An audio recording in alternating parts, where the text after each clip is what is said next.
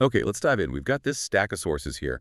Lots of recent reports, assessments, looks like mainly covering early January through mid-June 2025, all focused on the Russia-Ukraine conflict. Yeah, things like ISW assessments, Al Jazeera reports, bits and pieces from different places. Right. And our goal today, digging through all this, is basically to cut through the noise, isn't it? Exactly. We want to pull out the really important nuggets, the key insights from these sources, help you get up to speed quickly. And maybe highlight some surprising facts, connect some dots that aren't immediately obvious. That's the plan. Okay. So let's start with the whole complex picture around peace talks, negotiations, all that rhetoric the sources are describing. It feels like a good, if complicated, place to begin. It really is complicated. The reports, they paint this picture of lots of activity. Talks mentioned in Istanbul, Riyadh, several dates listed across the first half of 2025. And U.S.-Ukraine talks specifically, too. Yes, those are mentioned as well. But the overall feeling you get from the sources is, well, movement, but maybe not much actual progress towards peace. So what are the sources saying about Ukraine's side, their public stance and all this? They consistently show Ukraine saying, yes, we're willing to negotiate, but, and this is key for a just and lasting peace. Which isn't just talk, right? They put forward actual proposals. Right. Concrete things, like calls for a full and unconditional ceasefire. Those were reported back in April and March. Didn't they also suggest something about, like, a temporary halt on long-range strikes? Yeah, that was in April, too. A temporary moratorium specifically on strikes against civilian infrastructure. Kind of a confidence-building idea, maybe? And then there was that more detailed plan, wasn't there? A Ukrainian memorandum from early June. Exactly, June 1st. That laid out a clearer sequence. First, a complete ceasefire. Then, things like returning children, civilians, POWs, building some trust. And the bigger goals. Permanent peace, but with security guarantees. Crucially, the sources emphasize Ukraine insisting on territorial integrity and keeping the NATO option open. Still pushing for NATO. Still on the table, yes. The memo also mentioned continuing talks, preparing for a potential Zelensky-Putin meeting. I remember reading something. Zelensky was even open to meeting Putin without a ceasefire first. That's noted too, yeah. Apparently to signal seriousness about actually talking, even amidst the fighting. And outside of just talk, they're trying to get real security, right? Like buying U.S. weapons. Yes, that proposal is mentioned. A huge potential purchase, like $30 to $50 billion worth of U.S. systems. Some sources link this push partly to a potential U.S.-Ukraine deal on minerals, too. It's about long-term security, tangible stuff. Okay, so that's Ukraine's position as reported. How does that stack up against what the sources say about Russia's stance? Well, it's a very different picture based on these reports. How so? Russia seems to have repeatedly rejected ceasefire proposals throughout this period, consistently. What's the reasoning according to the sources? The argument reported, say back in April or June, is basically that Ukraine would just use any pause to rearm and mobilize. They don't trust it. And they blame Ukraine for the lack of progress. That narrative comes through, yes. Sources from April mention Russia pointing to Ukraine extending martial law as, an obstacle to peace. But the core issue seems deeper than that, like their actual demands. Right. The sources keep highlighting Russia's demands, often described as maximalist. Things we've heard before: denazification, demilitarization, Ukraine becoming neutral. Those same points keep coming up. Repeatedly. Reports from April, March, February all mention them.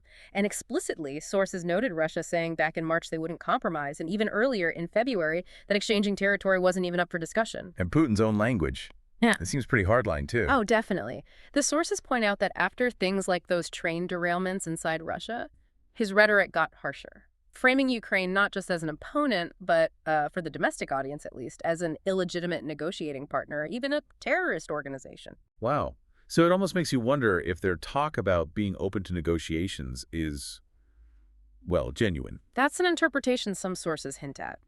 A report from May suggested Russia's posture might be partly tactical, maybe aimed at slowing down Western aid to Ukraine. Interesting. Their stated focus isn't really on finding a political middle ground, it seems. It's more about eliminating what they call the root causes of the war. Which they define as NATO expansion. Exactly. And alleged discrimination. Exactly. NATO expansion, supposed discrimination against Russians in Ukraine. Those are the terms they use, according to these reports. So where does the U.S. fit into all this maneuvering? What do the sources say about their role?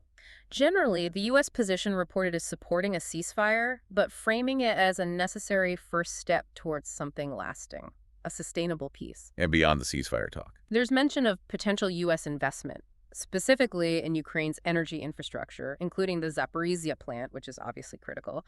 The reports frame this as potentially both a deterrent and an economic partnership. You mentioned minerals earlier too, right? A U.S.-Ukraine deal. Yeah, that comes up. And interestingly, the reports suggest Russia actually tried to counter that by promoting its own rare earth projects involving U.S. companies. A bit of economic maneuvering there. Separate from the main conflict talks, are there other U.S.-Russia discussions happening?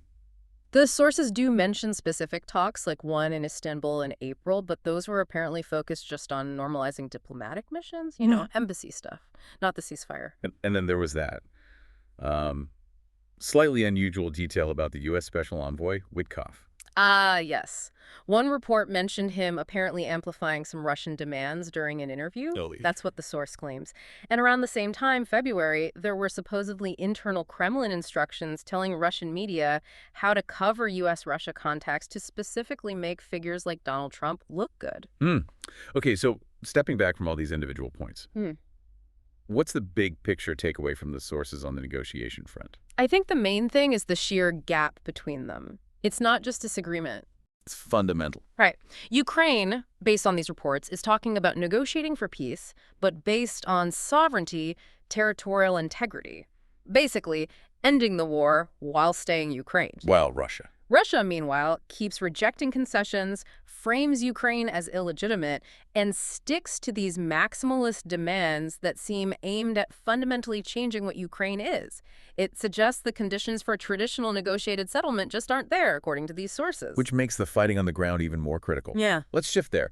What do the sources tell us about the actual military situation? Well, the dominant theme is just brutal attrition, especially for Russia. But they're still pushing offensive operations. The casualty numbers mentioned are just huge. Staggering.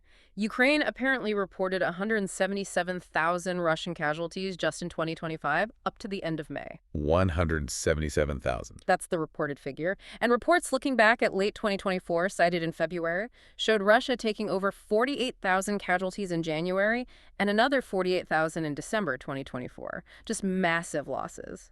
And what did they gain for that cost? Very limited territorial gains during that specific period, according to the sources. Slow, grinding advances seem to be the pattern. So despite the losses, they keep attacking. Where are they focusing? They keep pushing. The sources mention intensified operations in places like Sumy and Kharkiv, noted back in March, and persistent pressure on key areas like around Pokrovsk and Kostiantynivka. That pressure seems relentless. Any specific tactics jumping out from the reports? Anything unusual? Yes, actually. There are reports from May and April about Russian forces using civilian vehicles, like literally cars, motorcycles, even ATVs in their assaults. OGVs? Seriously? Yeah. The sources even suggest Russia might be developing a specific doctrine around this, maybe due to shortages of proper armored vehicles, or maybe it's a tactical adaptation for certain ground. It's hard to say for sure, but it's noted. What else? They're trying these slow envelopments of frontline towns. A specific move towards Shevchenko near Pokrovsk was noted in reports looking back at December 2024. And that intelligence sharing issue. Right, there was that temporary cutoff of U.S. intelligence sharing back in March. The sources say Russia tried to exploit that and also mentioned them using things like underground pipelines for sneak attacks in places like Kursk Oblast. So adapting tactically. Okay, so Russia's adapting, pushing despite costs. What about Ukraine's side on the battlefield? What actions are highlighted? Well, the sources mention Ukraine's own initiatives, like that incursion back in August 2024 into Russia's Kursk Oblast. Reports suggest that really tied down significant Russian forces, including some elite units like VDV paratroopers and naval infantry. So that had a real impact. Are they still making gains anywhere? The reports mention Ukrainian advances or successful defenses in various spots, Pokrovsk, Toretsk, Kharkov, Sumy Oblast across this period. But the really big theme for Ukraine seems to be technology. Drones. Drones. It's everywhere in these reports. Yeah. Large-scale Ukrainian drone strikes deep inside Russia, hitting things like oil refineries, depots. That seems to be a major strategic effort, with big waves reported in March and earlier in January. And not just air drones, right? Naval ones, too. Yes. The sources talk about Ukraine's clever use of naval drones. There was even that reported incident in December 2024, a naval drone supposedly taking down a Russian-made helicopter near Crimea. A naval drone shooting down a helicopter. Apparently. The sources called it potentially historic. If true, that's a first. It really feels like drones are just fundamentally changing the war. They absolutely are, for both sides. The sources talk about these expanding gray zones areas, contested, saturated with drones, where traditional control is difficult.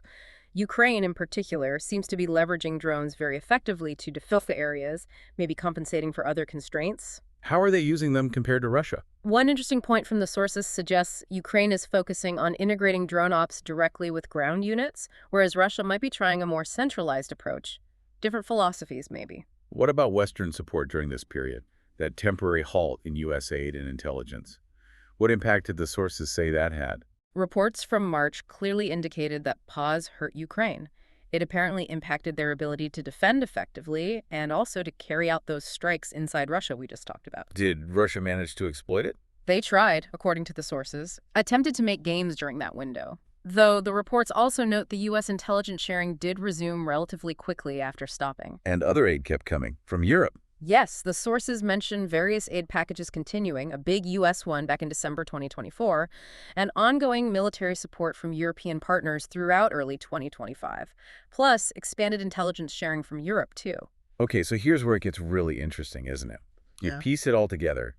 The sources paint this picture of just brutal, high-cost fighting, very slow shifts in territory, but underneath that, this incredibly rapid technological race, especially with drones and electronic warfare, it's reshaping everything. Absolutely. Which brings us to the situation inside Russia. What are these sources telling us about the domestic front? How's the Kremlin managing things?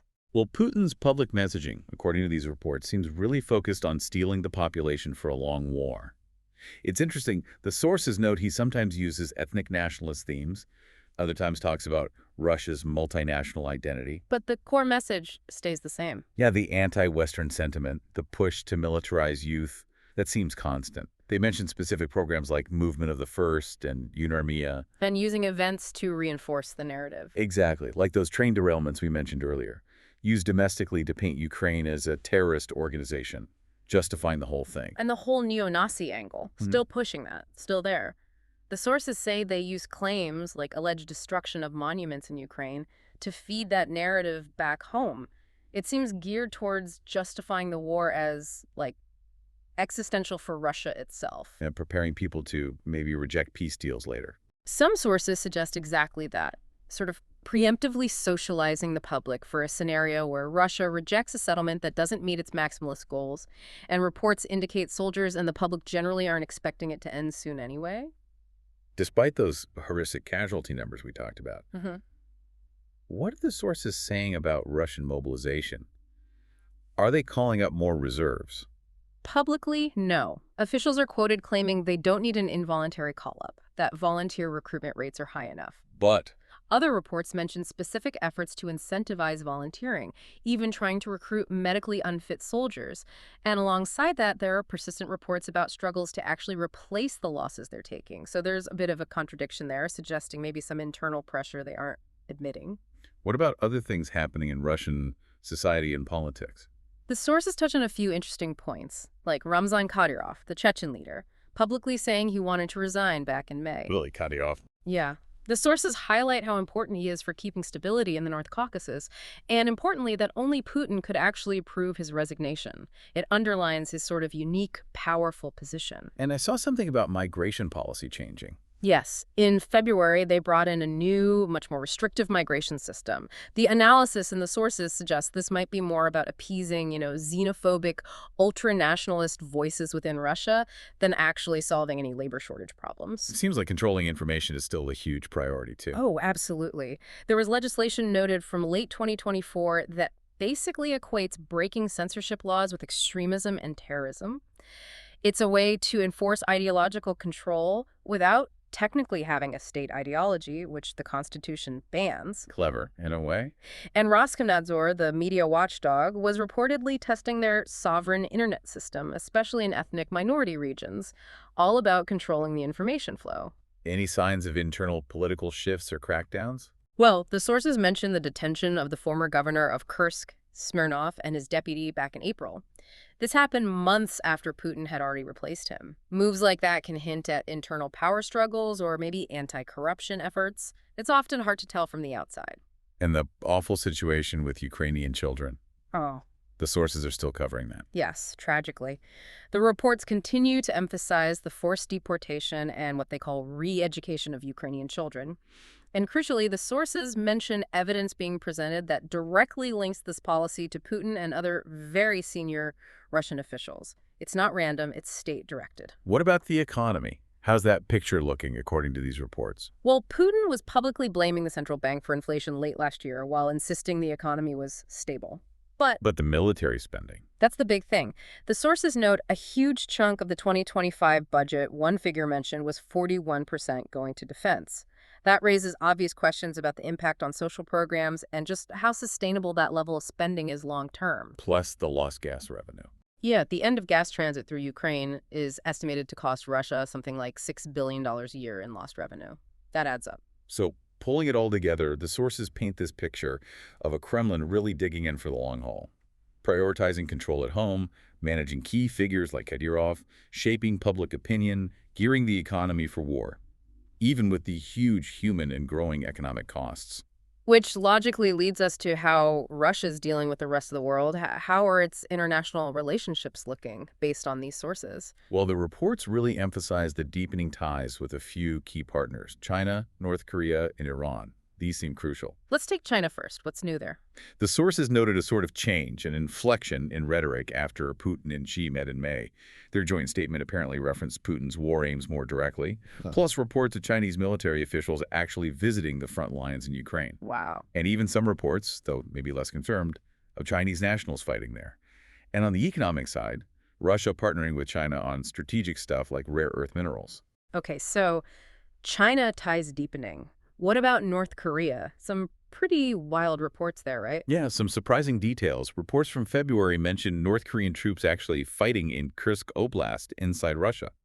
North Korean soldiers in Russia. That's what the sources claimed, possibly as a way for North Korea to test its own military capabilities in a real conflict. And there was talk of a deal. Jets for troops. Exactly. A reported deal where Russia would supply older fighter jets, MiG-29s, Su-27s, and North Korea would provide troops in return.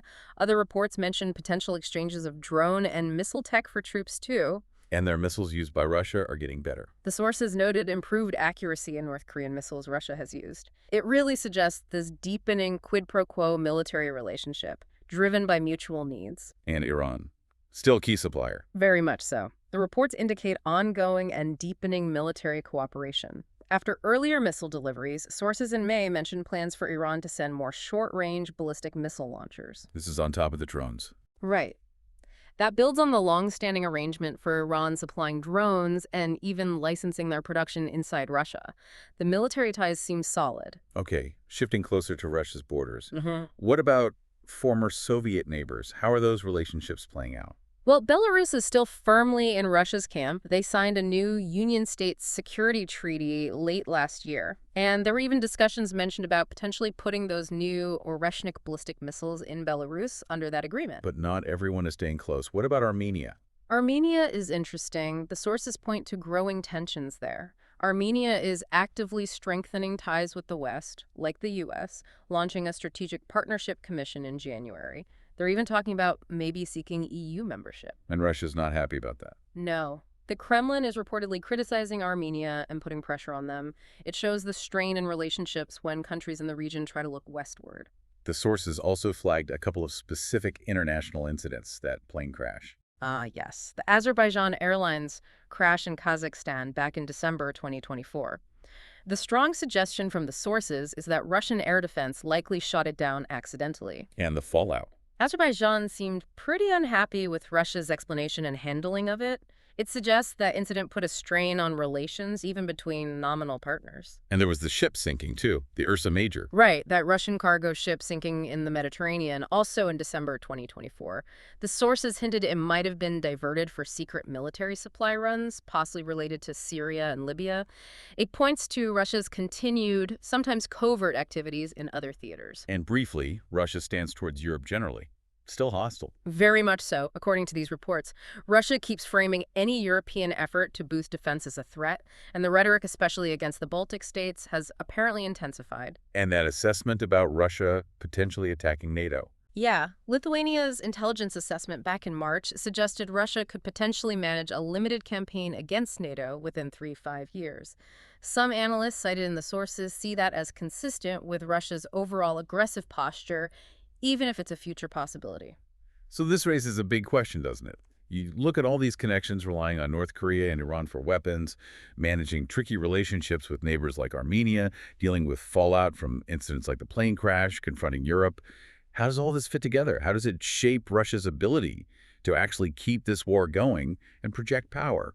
It's a complex web. Definitely. And before we wrap up, there were just a few other significant points scattered across these sources that we should probably touch on quickly. Okay, what else stood out? Well, one really disturbing point is the continued reports of Russia using chemical weapons. Sources from April cited specific numbers of incidents, the types of agents used, and delivery methods, like using drones to drop them. That's a clear violation of the Chemical Weapons Convention. That's incredibly serious. It is. Another striking thing was the assassination of another Russian general, Yaroslav Moskalik, right in Moscow in April. Another one. Didn't that happen before? Yes, the sources note he was the second general assassinated in Moscow in just 5 months, referencing the killing of Kirillov back in December 2024.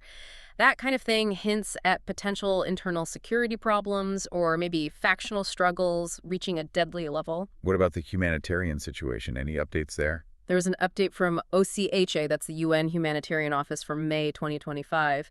It noted that aid partners are still reaching vulnerable people near the front lines, which is good, but they're facing challenges. Programs are being scaled back, funding is tight, especially for really essential things like water, health services, protection, cash aid. The needs are still huge. The prisoner exchanges. There was some movement there. Yes, reports from June mention POW exchanges starting up again, focusing initially on the wounded and younger prisoners. That's positive. Although characteristically, perhaps, the sources also noted Russian officials immediately making baseless claims that Ukraine wasn't returning bodies of Russian soldiers properly. So even progress gets complicated by rhetoric. And one last thing. Something about Russian training. Yeah, an interesting little detail from December 2024. Russian sources themselves were apparently complaining about poor training and incompetent military instructors. Gives you a little glimpse into potential weaknesses from their own side. Okay, wow. We have definitely covered a lot of ground today digging through this material. We really have, from those tangled, seemingly stalled peace talks with their clashing demands. To the absolutely brutal reality on the battlefield, the high costs, Right. but also that rapid tech evolution, especially with drones. Then digging into Russia itself, the internal pressures, the propaganda machine working overtime, the economic strains. And finally, looking at how Russia's navigating the world stage, relying on partners like Iran and North Korea, managing its neighborhood, confronting the West. These sources, taken together, they really give you a snapshot, don't they? A snapshot of a conflict, at least up to mid-2025, that looks incredibly entrenched. Doesn't seem anywhere near resolution. No, marked by just immense costs, human, economic, you name it. And these determined efforts on both sides to adapt, to innovate, just to endure. Russia, especially, seems focused on preparing its whole society for the long haul and locking in international support where it can find it. So when you consider everything we've pulled out of these sources today, the gap between what leaders say about peace and what's actually happening, a balancing act inside Russia, the way these international partnerships are hardening, what does that really suggest about the challenges ahead? Not just for finding peace, but even just for figuring out where this whole thing is going next. It leaves you with a lot to chew on, doesn't it?